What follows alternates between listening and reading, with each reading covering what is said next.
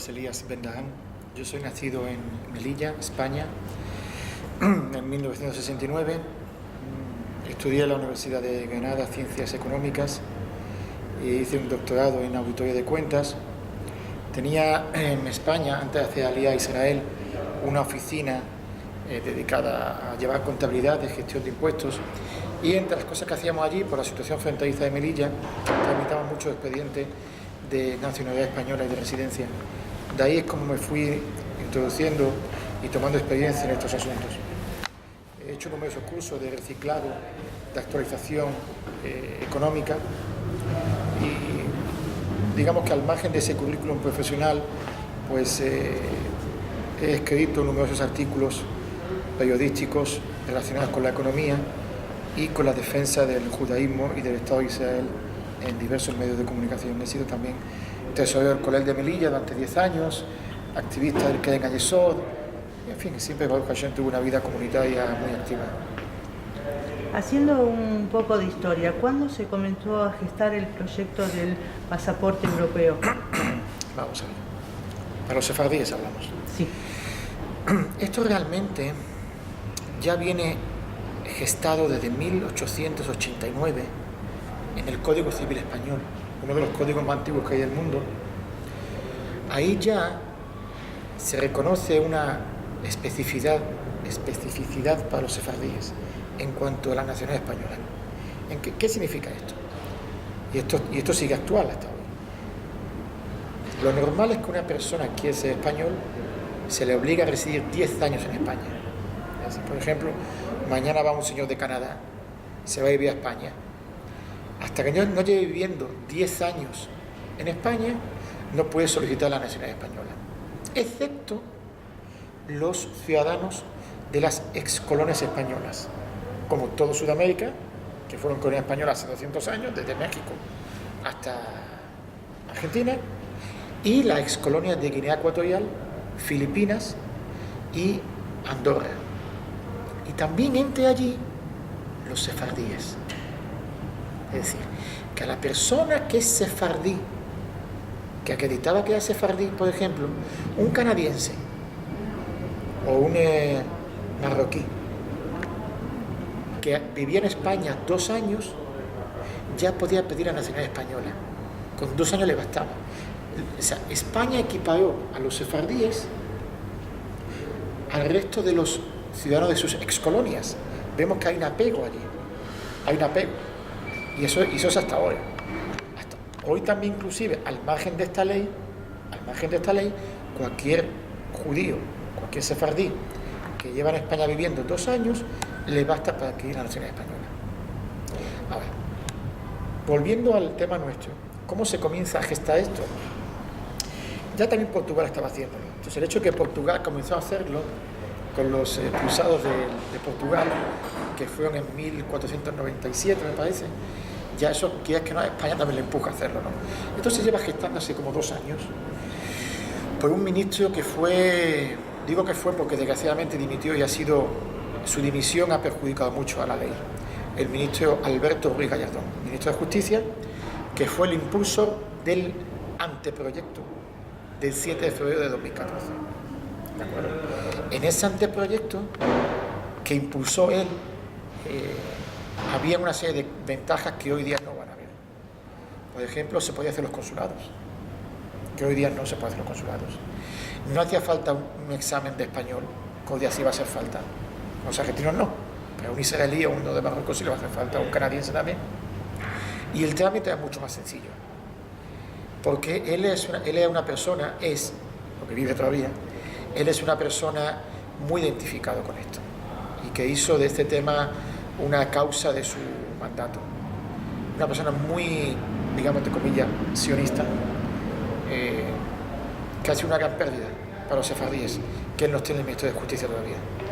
Pero bueno, la ley sigue adelante, un poquito más, o un pocaso más exigente, pero a continuación se hizo el proyecto en junio, y actualmente digamos que está culminando el parto. Mañana justo 5 de mayo es la ponencia en el Senado, donde, según la información que tengo yo, de la misma ponente que lo va a llevar, con la que hablé antes de venir, no van a haber grandes cambios, y de ahí se publicará en el Boletín Oficial de Estado seguramente, yo pienso que en un mes. De aquí a un mes tenemos ya ley en el Boletín Oficial de Estado. Se le pedía a los extranjeros, a los israelíes, a los marroquíes, que sepan el idioma o que sepan también sobre la cultura española. Muy bien.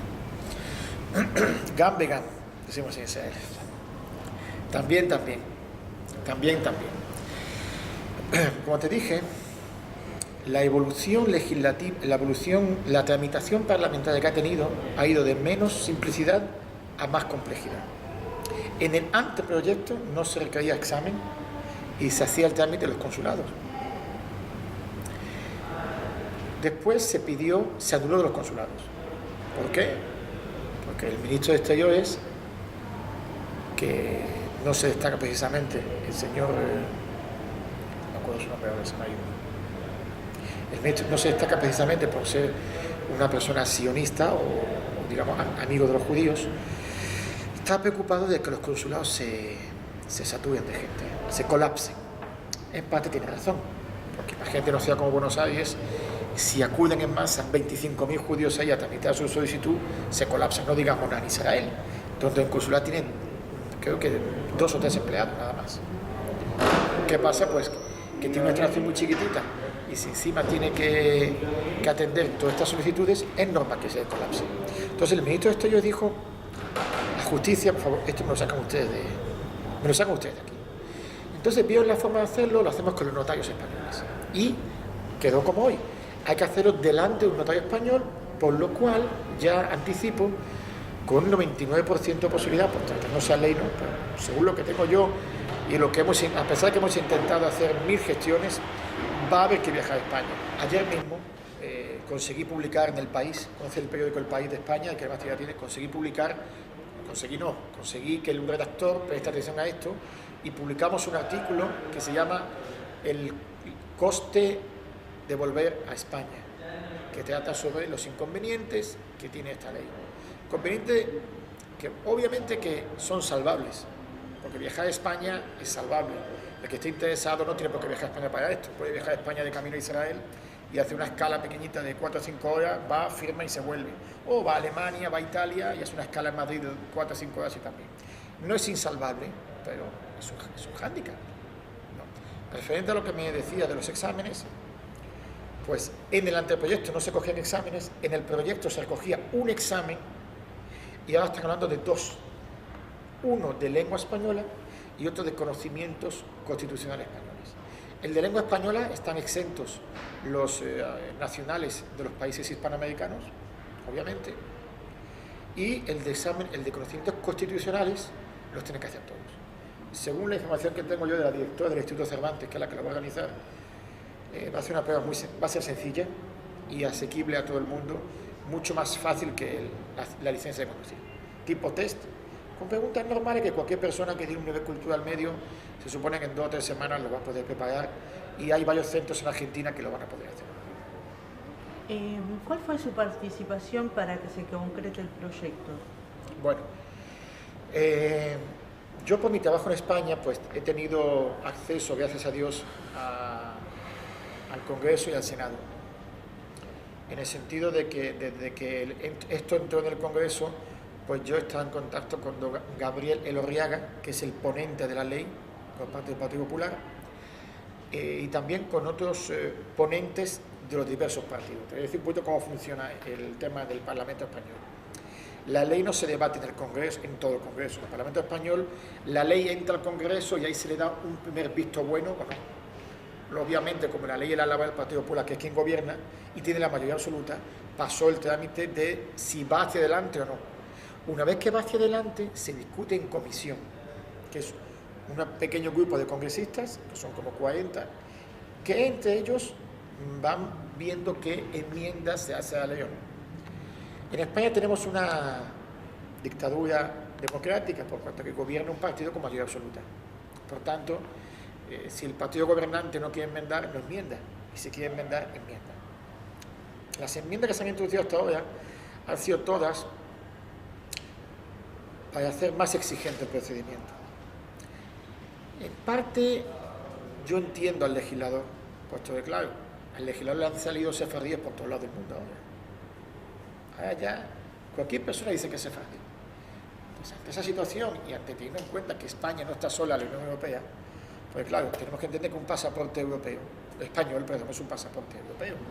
Y que si España concede, por ejemplo, mañana 500.000 pasaportes españoles, son personas que se pueden mañana instalar en Polonia, o en Alemania, o en Dinamarca, igual que en España.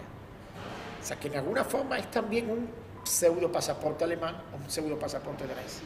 Por tanto, España quiere que la persona que solicite y que tenga una tendencia, una aspiración al pasaporte español, se lo gane. Por eso el examen, por eso el día a España, etcétera, etcétera. Bueno, ¿a quiénes entonces va dirigido este pasaporte? Aquí en Argentina me he encontrado con esa cuestión de que me dicen que los Shami o los Jalabi, que son la mayor parte de los sefardíes que hay aquí, son gente de lo que es Siria hoy día, ellos se quedaban extrañados de que también le corresponde a ellos, ¿no? Pensaban mucho que sefardíes son los de Marruecos, ¿no? Como yo, por ejemplo.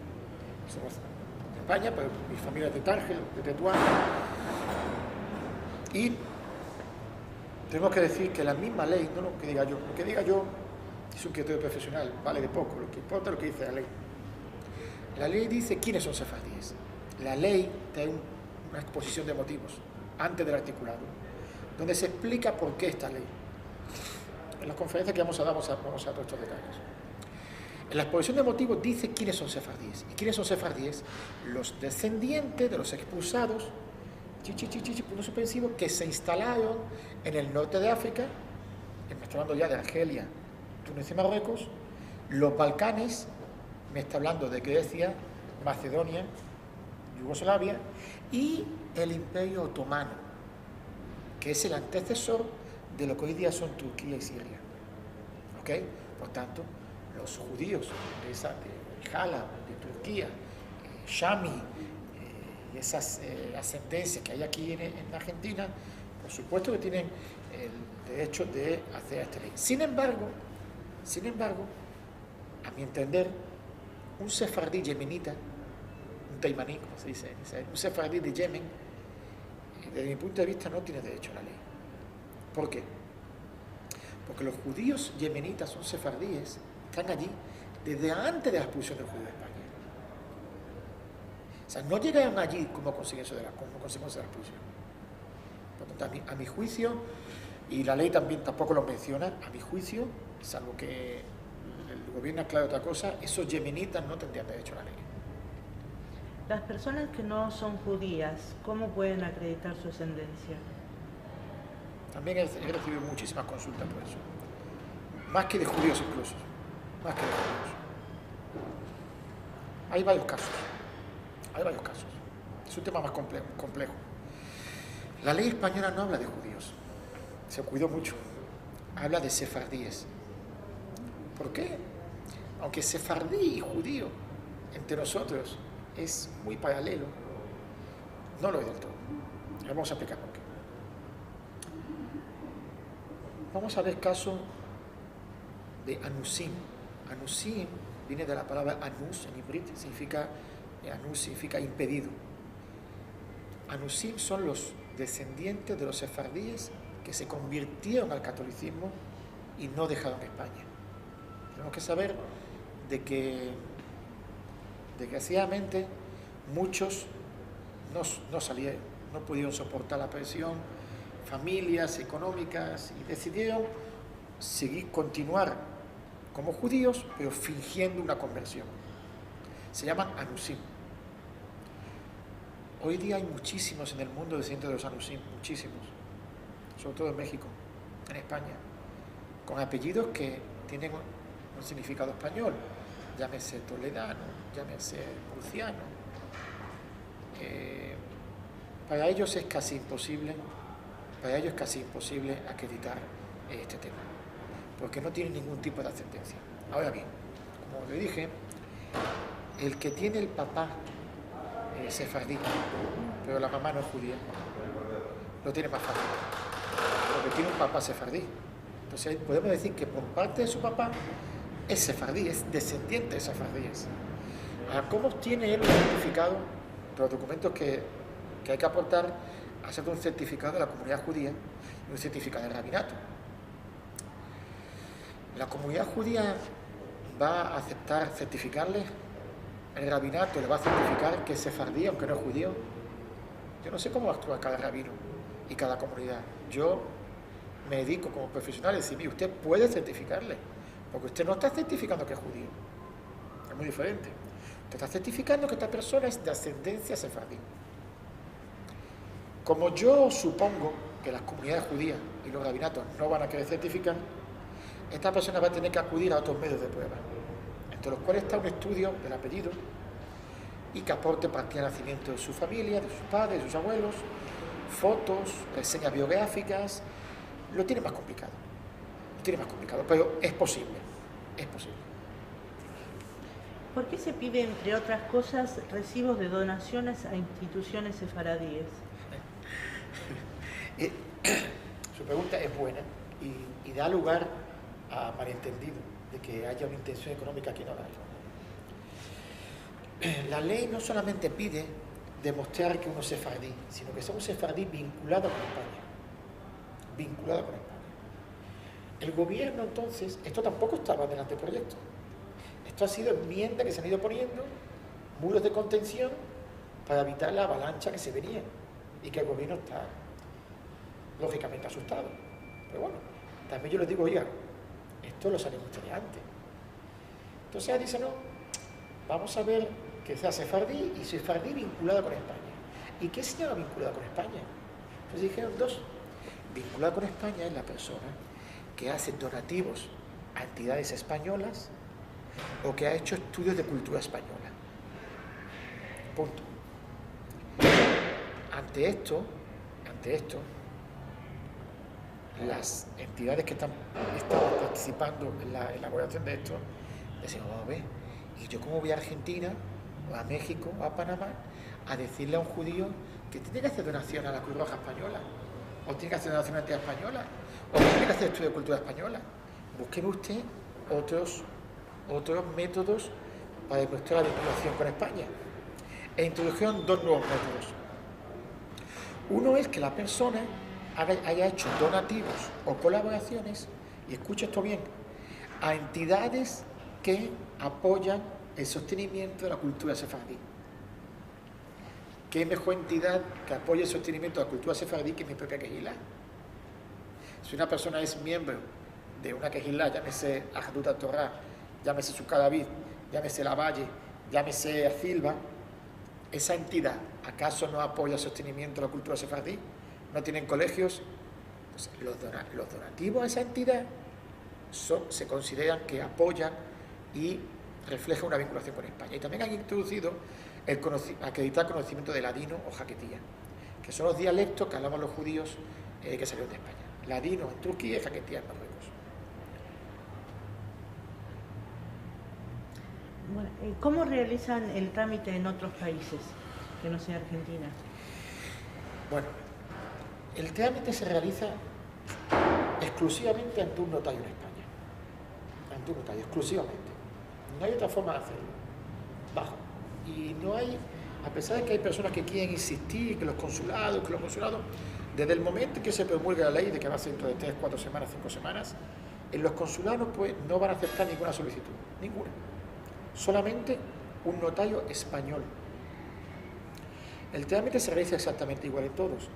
En concreto, nuestro equipo tiene delegados en los países donde las comunidades judías son más importantes, y el delegado actúa como oficina informativa y receptora de documentos, no tramita la solicitud.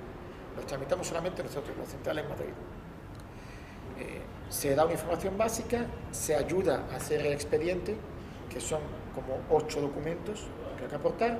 Cuando están los 8 documentos aportados, se envía el expediente, se hace la solicitud al Ministerio de Justicia y se pide una cita para comparecer ante un notario, presentar los documentos y que el notario levante un acta y que considere, a la vista de los documentos, que el candidato tiene la condición de sefardí. Con ese acta, vuelve al Ministerio de Justicia y, salvo que el tipo esté buscado por la Interpol o sea un delincuente, ese acta va a ser suficiente para que el Ministerio de Justicia le conceda la nacionalidad española. Una vez que le conceda la nacionalidad española, tiene de tiempo hasta un año para hacer el juramento de la Constitución española ante un consulado y solicitar su pasaporte. ¿Tiene trascendencia fiscal? La persona que tiene pasaporte español y no vive en España se pagan impuestos en función de la residencia, no de la nacionalidad. ¿Qué quiero decir? Mañana un argentino va a España y compra una casa y la alquila, ¿de acuerdo? Por la renta obtenida allí, tiene que pagar impuestos allí, con independencia que sea argentino, español o chino. Es decir, en España la fiscalidad va en función de la residencia.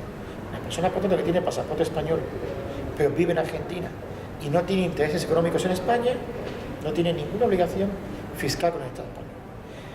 Con respecto a la obligación que conozco que hay en Argentina, que hay obligación de votar, una persona sigue siendo argentina a todos los efectos. A todos los efectos, y tiene que cumplir con Argentina con todo. Solo que, cuando hay elecciones en España, si está inscrito en el consulado, le van a mandar la boleta para que también vote las elecciones españolas. De otra forma, en España no es obligatorio acudir a votar, es potestativo. ¿Cuánto tiempo aproximadamente lleva el trámite? Mira, vamos a ver. Hay dos fases en el trámite. Una, recopilar los documentos, que va a depender de cada uno, ¿no? Los documentos no van a menos de 1 o 2 meses, sobre todo por el test que hay que hacer de conocimientos, ¿no?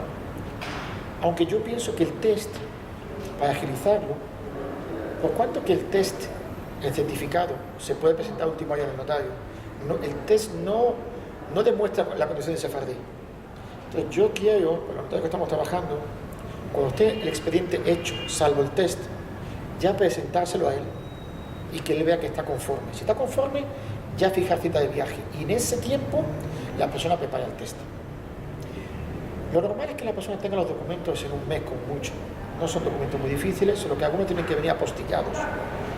Salvo que la apostilla es una legalización que se pide para la partida de nacimiento y para el certificado de antecedentes penales. Después la persona va a depender de cuándo pueda viajar. Habrá personas que puedan viajar mañana, estas personas pueden viajar quizás en meses que vienen. Personas que van a Israel, quieren pasar por España un día, o personas que van de negocio alemanes, pasan por España. Cada uno va a tener que ajustar su viaje a su conveniencia. Tiene flexibilidad para viajar. Ahora, lo principal, desde que se firme el acta en el notario, desde ese momento, la ley dice un año, máximo. O sea, y yo entiendo que los primeros expedientes van a salir antes. Yo por eso sí que le digo a la gente que un tema muy importante, la ley no es indefinida.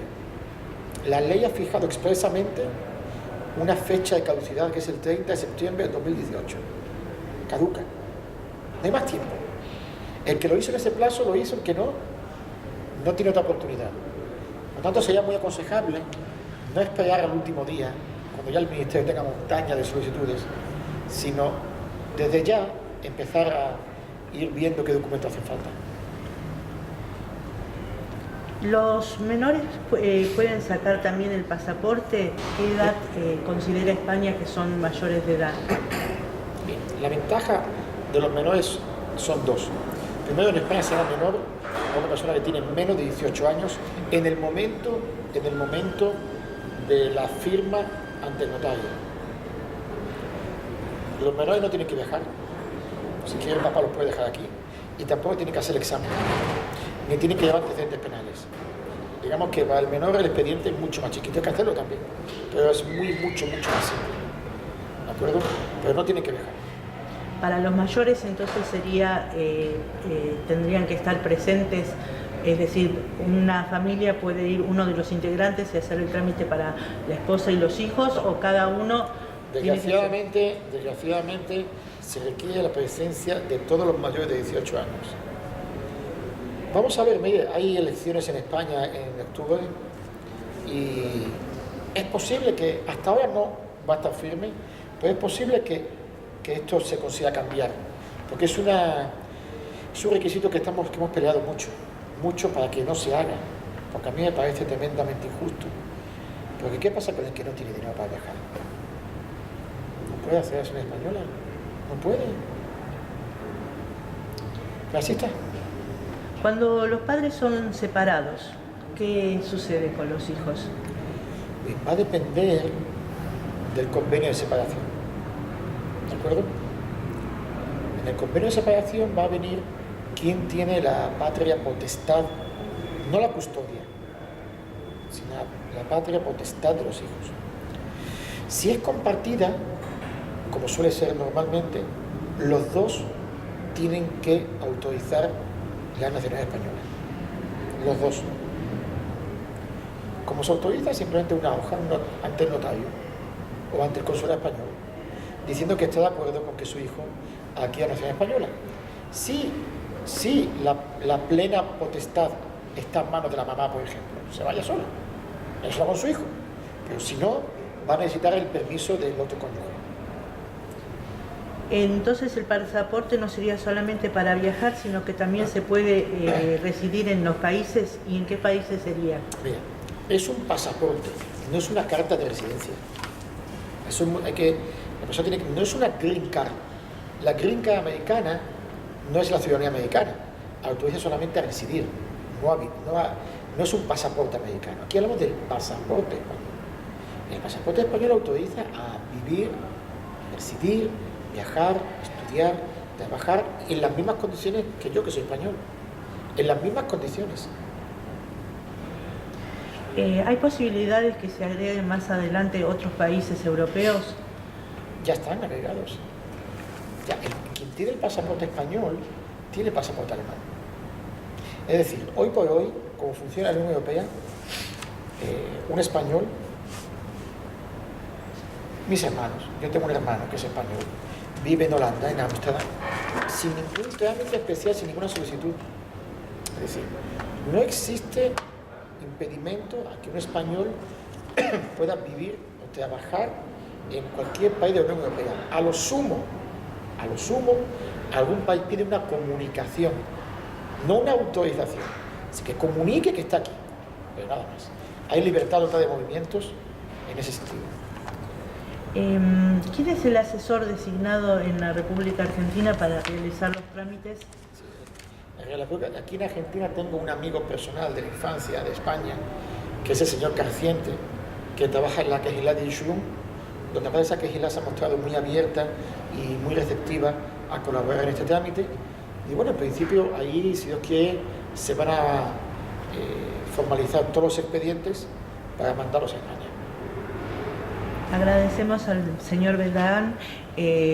La entrevista esta noche lo podemos escuchar en la Quejilá Silva y a las 19 horas y en Yeshurun a las 21:30. Y en Periodismo Kosher podrán encontrar en la parte de eventos otras fechas para otras charlas en distintos barrios. Desde ya, muchas gracias. Con gusto.